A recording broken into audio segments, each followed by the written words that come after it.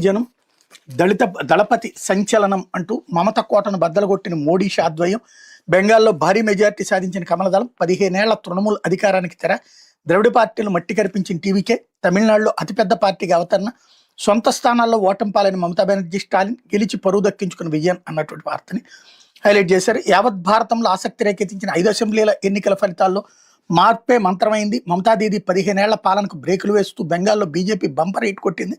ద్రవిడ పార్టీల సుదీర్ఘ ఆధిక్యాన్ని సవాల్ చేస్తూ తమిళనాట సినీ హీరో విజయ్ ఆరంగరేటంలోనే అదరగొట్టారు. కేరళలో యూడీఎఫ్ పళ్లీపీఠమెక్కగా కామ్రేడ్లు దేశంలో ఎక్కడా అధికారంలో లేకుండా పోయారు. అస్సాంలో కమల్నాథులు ముచ్చటగా మూడోసారి జైబేరి మోగించారు. పుదుచ్చేరిలో మళ్లీ సామాన్యుడికే పీఠం దక్కింది. అస్సాం పుదుచ్చేరి తప్పిస్తే అంతటా ఓటర్లు మార్పునే కోరుకున్నారు. దేశవ్యాప్తంగా 4 రాష్ట్రాల్లో కేంద్రపాలిత ప్రాంతంలో జరిగిన అసెంబ్లీ ఎన్నికల్లో అనూహ్య ఫలితాలు వచ్చాయి. కీలకమైన పశ్చిమ బెంగాల్ను బీజేపీ భారీ మెజార్టీతో కైవసం చేసుకుంది. 15 ఏళ్లుగా అధికారంలో ఉన్న తృణమూల్ కాంగ్రెస్ పార్టీకి భారీ షాక్ తగిలింది.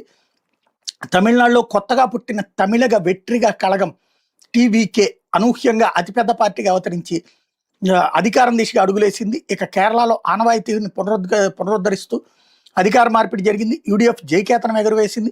అస్సాంలో హిమంత బిశ్వా శర్మ నేతృత్వంలో ఎన్నికలకు వెళ్లిన బీజేపీ 5 వంతుల మెజార్టీ సాధించింది. పుదుచ్చేరిలో రంగస్వామి నేతృత్వంలోని ఏఎన్ఆర్సీ అధికారం నిలబెట్టుకుంది.